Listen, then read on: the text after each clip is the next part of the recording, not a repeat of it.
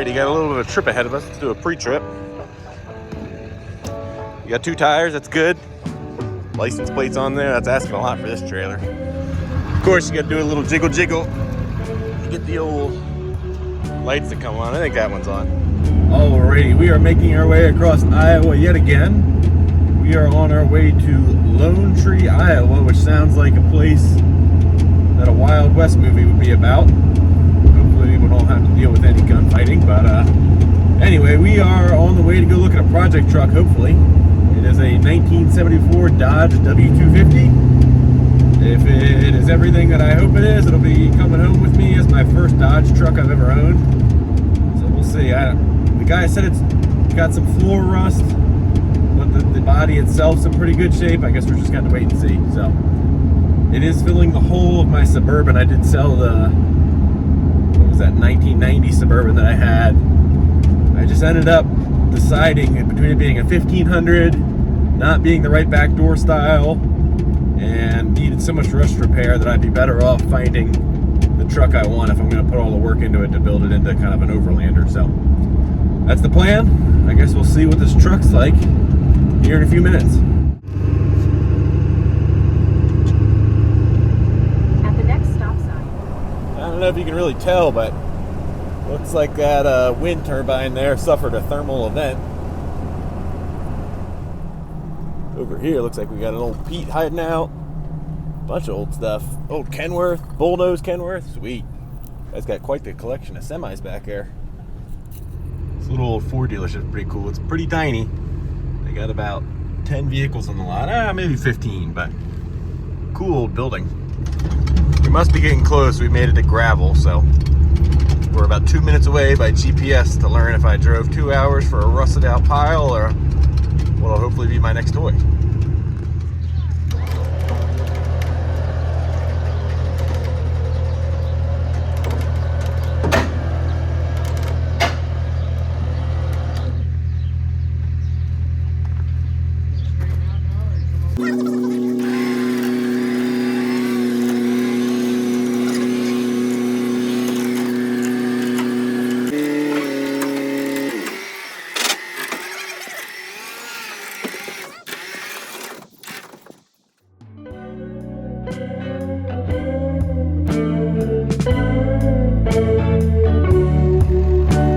Side of the highway in the middle of nowhere.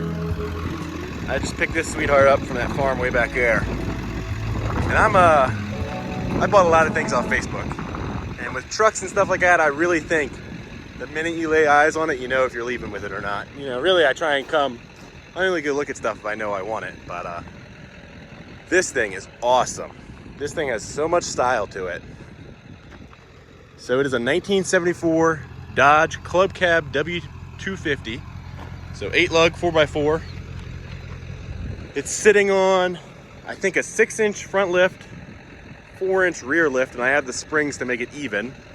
But really, it doesn't bug me how it sits right now. It's got a slight tilt to it, but not bad.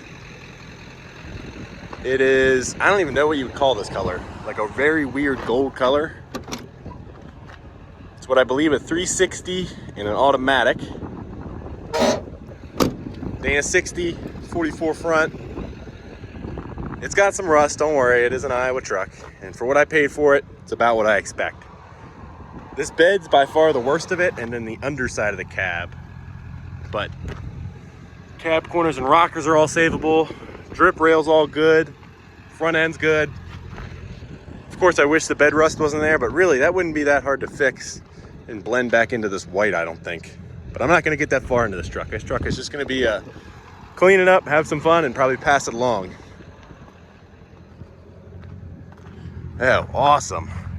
Look at that. I don't know if it's the dealer tag or who installed the lift or whatever, but yeah, this thing is just an awesome truck. I knew from the moment I pulled in the guy's driveway that I was leaving with this thing. So, I'm about 2 hours from home. I'm gonna go ahead and show you guys when I get home and have to unload this thing, I guess, unless I find anything cool on the way.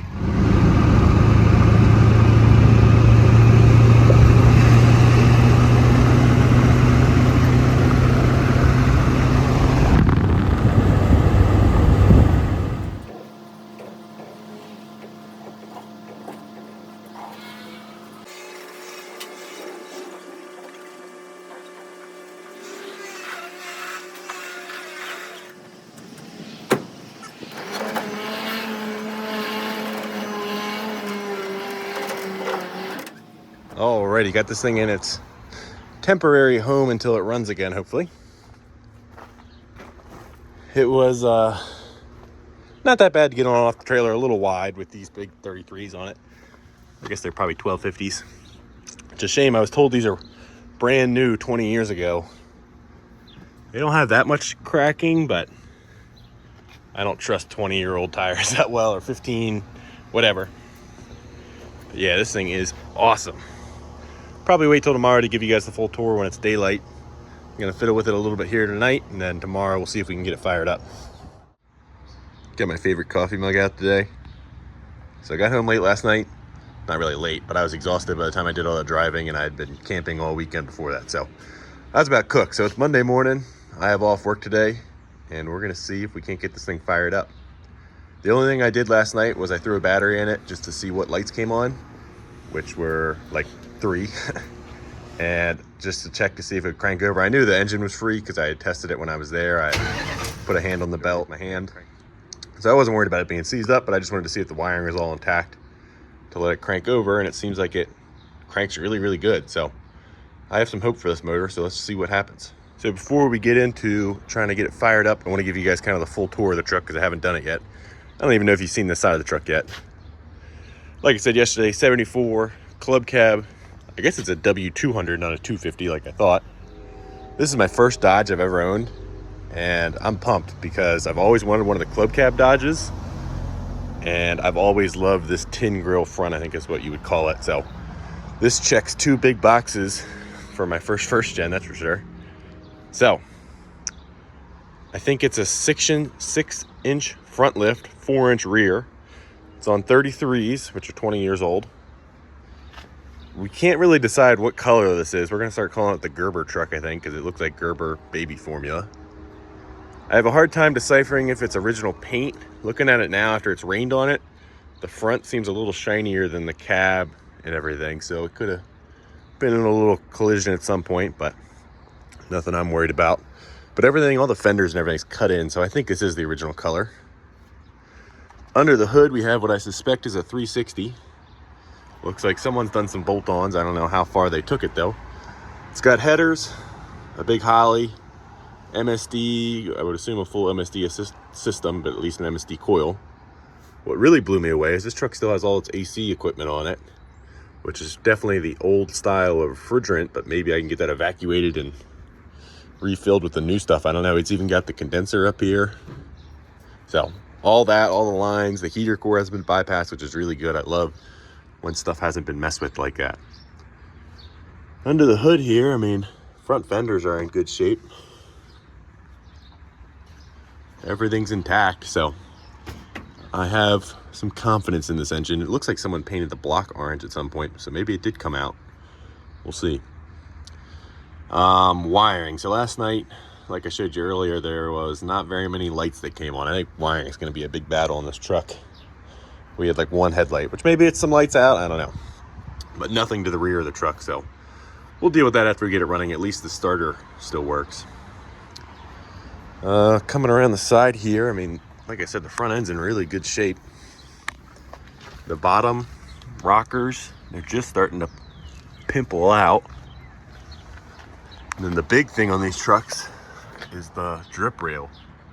This one's got a little bit of surface rust and some dirt and stuff up there, but there is no rot on the inside or outside, which that kills a lot of these trucks. Coming in here, I don't know if this is original interior or what. It's pretty nice. It's just really faded. We got a black on black interior, bucket seats. I was looking at this last night. This is like a console that's supposed to be a jump seat, but the seat has no support, so I guess it's just really a console. In the back here, we got your little buddy seats and some brand new Dakota mud flaps. Those might look kind of cool on it, even though it's not a Dakota. What else we got here? We got some information on the locking hubs. Pretty basic dash, but I did notice the radio's missing, but we have a brand new Pioneer over there. I did notice that it's got a tack over here, which is pretty cool. And to further support my wiring fears, we got a bunch of danglers. And we have some aftermarket gauges, so that's not a good sign. Oh, whoa. It might have an auxiliary fuel tank. I didn't notice that before. So that would be what that guy's for. We'll have to check underneath. I only saw one tank, I think. We got a cargo lamp switch. I don't know if that's original. Headlight switch, which is missing its knob. Yeah, I think this interior will clean up pretty good. I mean, the seats are really faded out, which is the same.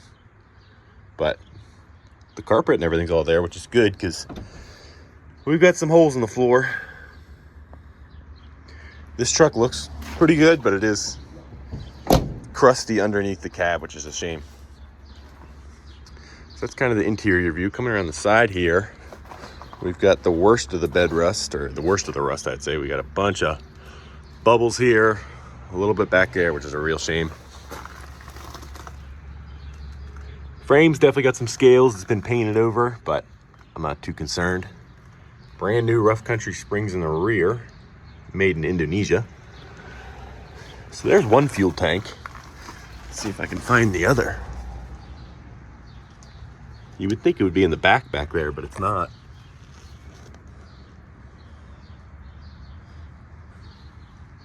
I don't see it. So maybe it never got plumbed in there, but you can see there's some of the bad rot, but it's not completely horrible. I've had much worse, personally.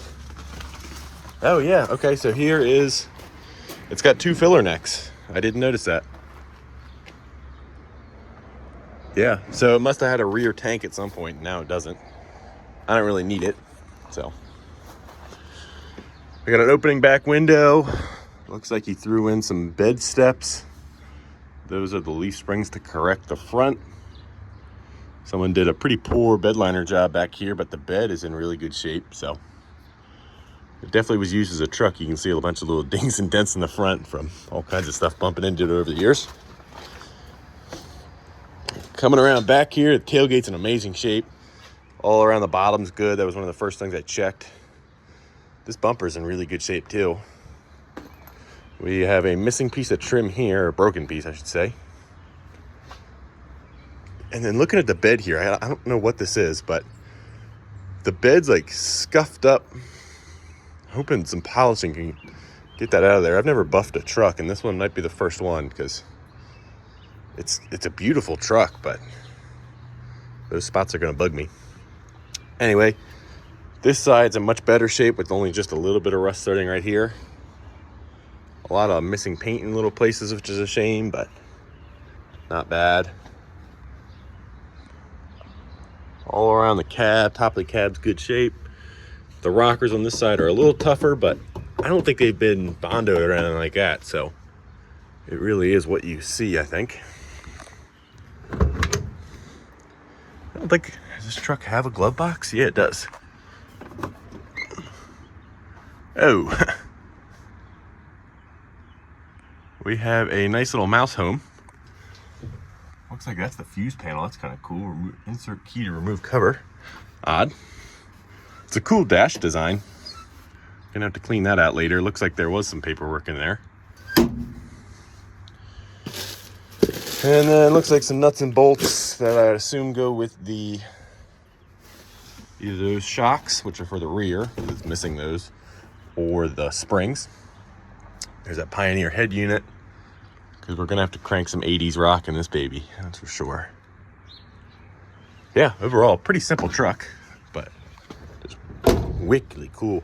Doors shut really good. I wouldn't say really good, but pretty good. Yeah. So enough talking and enough showing you guys around. Let's see. I know it cranks over, so let's see if it gets spark and go from there. I'm debating on whether I drop the tank and clean it out or trying to run it off what's in there. I don't know. We'll see. All right, I pulled the oil last night just to make sure it had some, but we'll check again. Pretty black looking. All right, so I'm gonna get in the cab, just crank on a little bit, see how it sounds again. We'll go from there.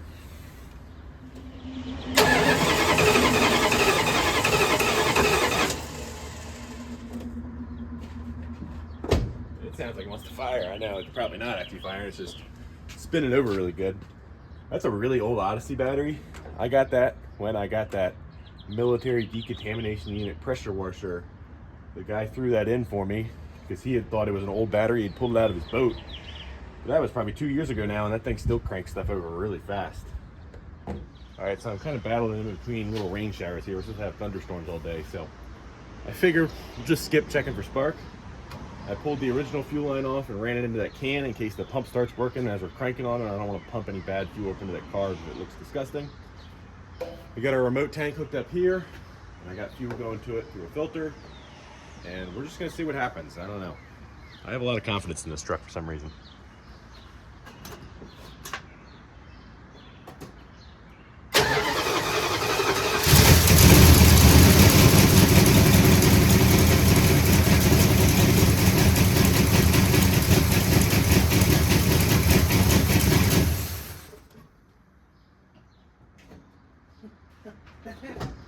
Sweet. Man, 15 years and it fired up that quickly. It sounds mean. I'm blown away. That was way too easy. Awesome. I shut it off pretty quick just because I wanted to make sure the oil pressure gauge was actually working. It jumped up to 60, and then as soon as I shut it down, it went down. So I assume we're good on oil pressure. Let's see if that fuel pump pumped anything up.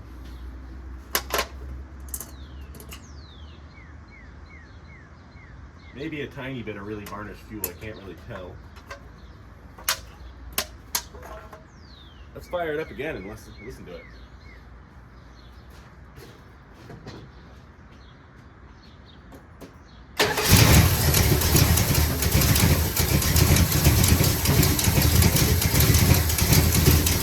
Like you shut it off yesterday. It's a little low being idle.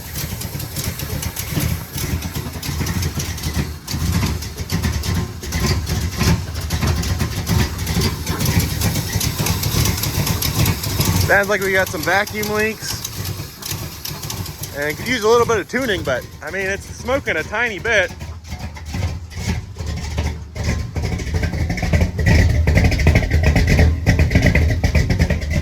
That thing sounds good.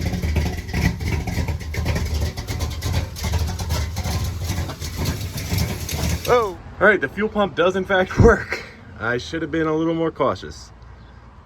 We shut it off before it got too big of a mess, but man, it smells varnishy. I'm glad I ran it off this tank. All right, we'll let it sit for a minute, let all that fuel disappear, and make a game plan on draining that old tank or what we want to do there. But man, I am pumped. 15 years and a turn of the key and it fires right up after I hook up fuel. I couldn't be more ecstatic. And it sounds good too. Awesome. All right, so under the truck now, I apologize for the bad lighting, but dropping this tank wouldn't be fun by any means. It would be doable, but I think these fuel straps, I think a lot of parts in these first gen trucks are kind of hard to come by, so I need to be careful. So I don't want to go trying to get these fuel straps undone because you know you're going to break the ends of them. And sounds like it's got a fair amount of fuel in it. So I think what I'm going to do instead is pop this inlet off of here and then snake a hose down in there with a little electric clappy pump and see if I can't just go ahead and pull all the fuel out that way. And I should be able to reach my head up in there and get a good look down in there, see how nasty it is, and see if I need to go ahead and do anything further. So I don't want to create more work than I need to. So that's the plan. I'm going to go ahead and start doing that. While I'm under here, I just realized this is the first truck I've ever owned with a divorce transfer case, which is pretty cool. Just never owned one. I don't know if this is like an NP205. That exhaust pipe's way too close, but it's a big honking transfer case, that's for sure. Really close to this fuel tank. Also definitely solved the mystery of whether or not it's got a second tank. It does not, because back there is the filler tube. What else? It does have true duals, which is pretty sweet. That's probably why it sounds so good. And here's just a little bit better view of what rust we're dealing with. It's not great, but it's really not that bad. We got a bad cab support back there, little hole there, but a lot of this would clean up pretty good. Underside of the bed's in good shape. I'm sorry about the camera angles are not the greatest. And then coming back here, like I said, I don't even know if I said this or not, but they allegedly rebuilt the rear end, put the springs in it, and just never hooked the brakes up, never drove it after that. So there's the brake line just hanging there, which is good because at least it's all still ran. We will replace it, but that's good to feel. So we will need to check if it has any fluid in it before we drive it and throw the shocks back on as well. So, alrighty. Crawled up under the truck. I don't know what you guys can really see. Hopefully what I'm doing. I'm gonna pull this inlet off of here, which is probably gonna be delightful because it's 50-year-old rubber, I would assume. And see if we can't snake our little fuel pump operation down into the tank. Oh, it's just dropping old dust right down my sleeve. That's lovely.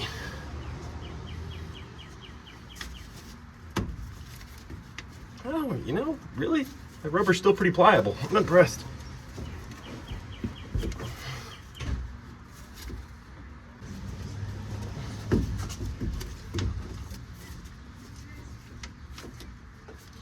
Looks like there's some sort of inlet hard tube in there. That should be fine. So for our pumping operation, we've got a little Amazon clickety-clack piece of junk. Perfect for this job. We're gonna run our line down into there. And then to power it, I'm just gonna hook two little ends right into a Chinese Milwaukee battery. These seem to power this kind of stuff pretty well. Obviously it's 18 volts, but it works and usually doesn't burn up your tool. Oh, nice. See, when you pump something and you want to try and put it in a bucket, you want to put the line in the bucket actually.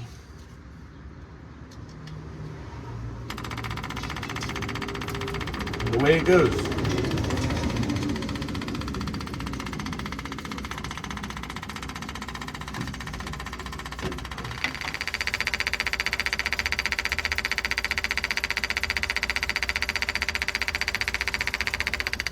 Hour later.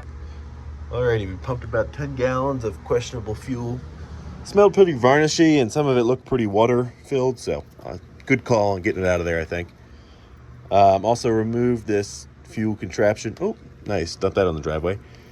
So this was running from the top of the tank right over to here to a hard line that runs all the way to what I assume is under the engine. So definitely gonna go ahead and replace this. I don't know if this pump was doing anything. I didn't even check. I thought the truck had a mechanical fuel pump. Something was definitely pumping, so hopefully they just do away with this and run the mechanical pump, but we'll see. Either way, we'll get this replaced, blow out that hard line, and see where we are then. All right, we unhooked both ends of this hard line, and I'm gonna go out front and blow some compressed air through it. I know fuel was already flowing through it, so it's probably fine, but I'd like to just clean it up a little. But first I need to figure out something to contain the mess when I do this.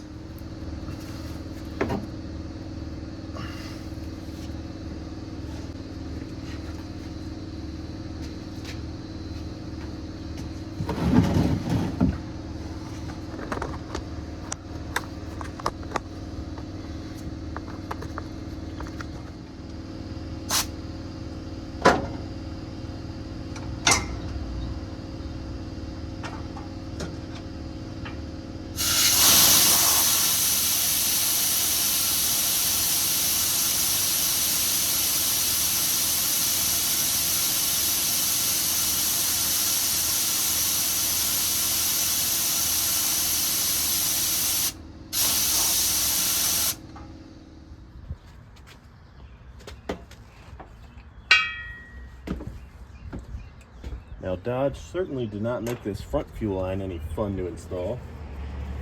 It's pretty much right there on the frame rail, and then it jumps up the fuel pump.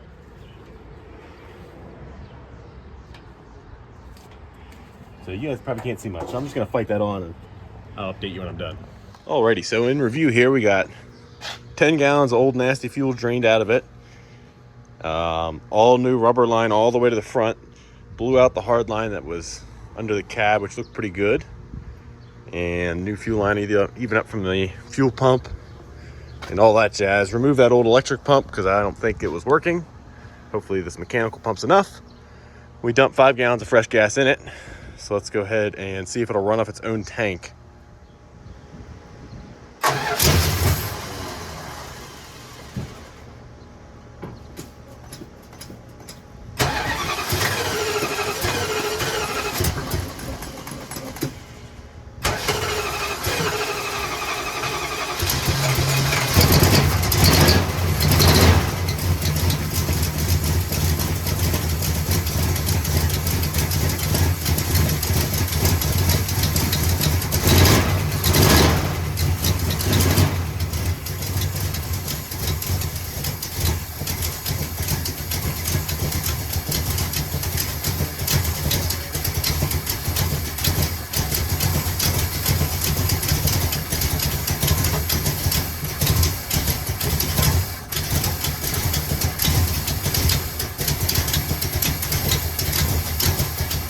see any leaks anywhere. That's good. It definitely needs a tune-up.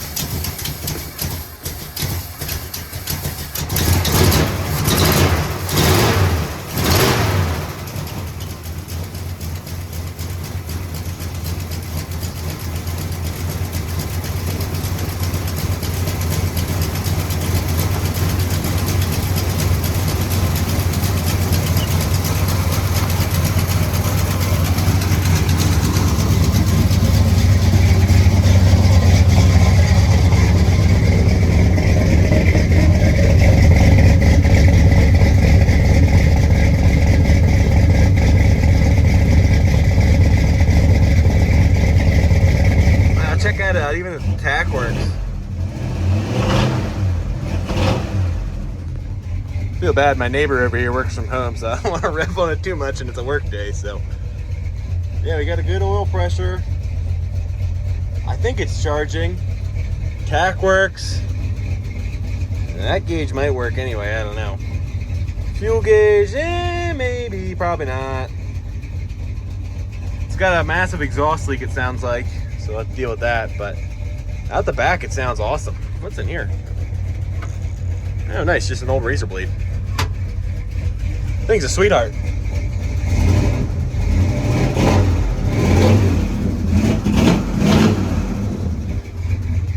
All right, well, now that it runs pretty good, I want to see if the transmission works before we move any further. So let's see.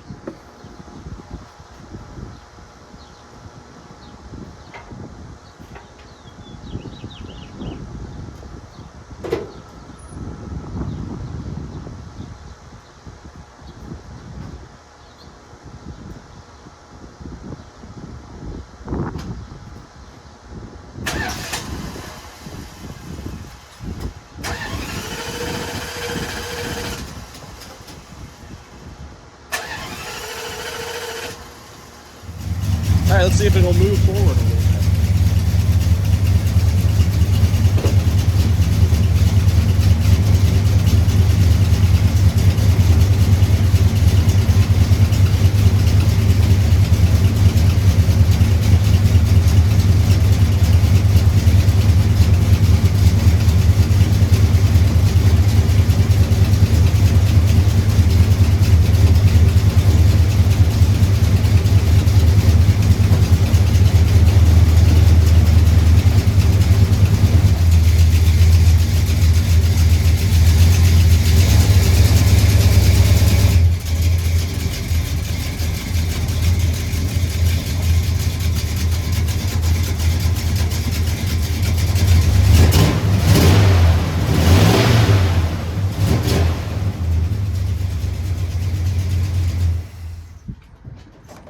All right, well, that's about as far as I can go today, driving wise. So that works. Our front brakes definitely work. Rears are completely unhooked, as I had talked about before.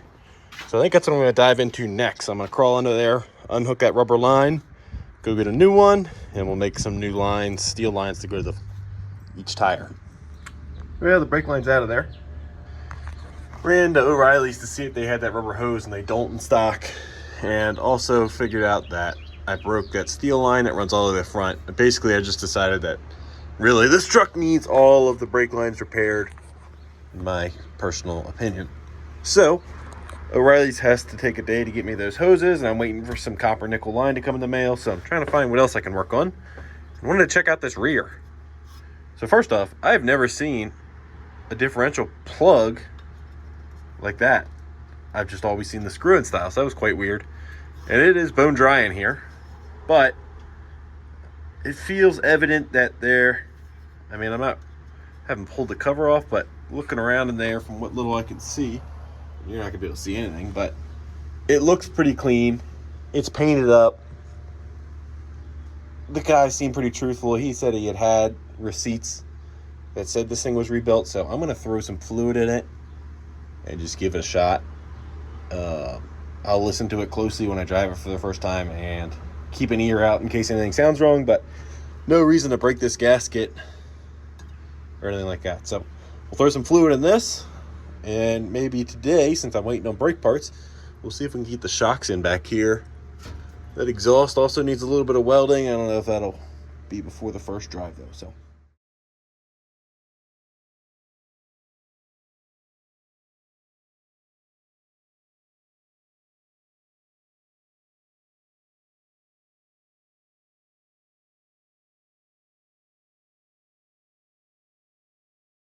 Already got our fresh shocks installed. They seem a hair short, but I don't think this truck will be doing too much off-roading really. Maybe a little, we'll see.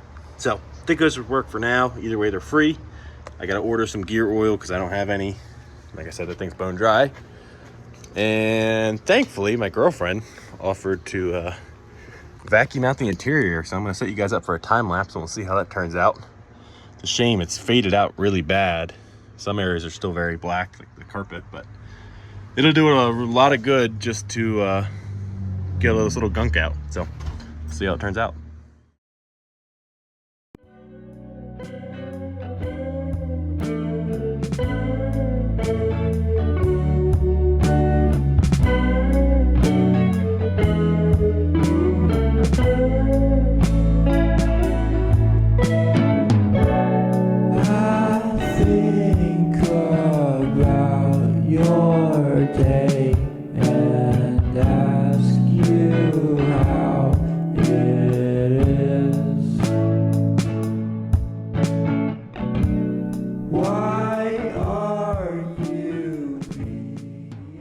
See if there's anything decipherable in this pile of what used to be papers. OnStar's Terms and Agreement from 2012. So that must have been the last time they were driving it. I'm not even gonna try and read the rest of that. You can vacuum that all out. Okay. That's disgusting.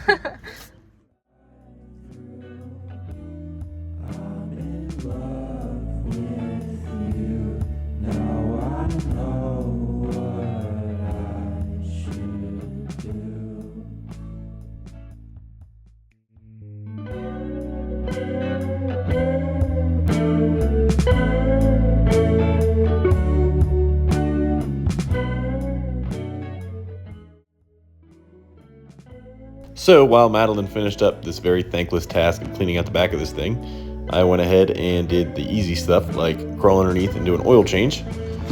Pretty simple, didn't think you guys really cared to watch, but you get to see anyway. So we drained the oil, filled the filter, and lastly go ahead and dump the new dinosaurs in. And that's how you do an oil change on a 1974 W200. All finished up with our oil change here, we're just letting it run. I've noticed every time I fire this thing up and let it runs a little bit better each time. I think once we get those header gaskets done, I have to order them here soon. I think this thing will sound mean. I mean, it already sounds great. So, I'm just gonna let it run for a few minutes and probably about call it a night. We'll see.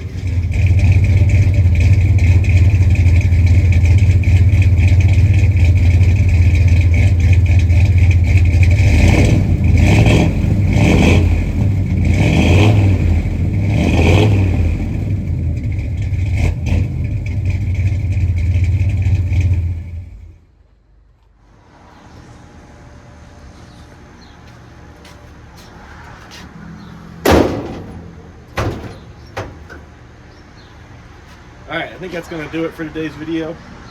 We had a huge bit of progress today.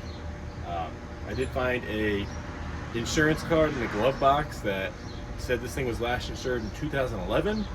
So being 2024 right now, that puts that at 13 years that it sat, which aligns pretty well with what the guy said. So I'm pumped on how easily this thing fired right up. It sounds so good.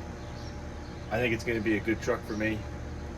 In the next video here, we're going to go ahead and freshen up all the brakes and just do all the little things that it really should have done before I try and drive it. I'm also waiting for some paperwork in the mail to be able to drive it, so I figure this is a good spot to cut this off. So today we cleaned up the whole fuel system, pulled some of the brakes out, brake lines out, put the shocks on it, cleaned up the interior, did a lot for this old girl. A lot of progress, a lot more progress than it's seen in the last 13 years. So I'm pumped on this truck. I think the plan for this truck is just going to be all about kind of keeping it nice as we can, freshening it up, making it a good driver, and trying to prevent it from rusting any further. I don't have any huge plans to alter its look.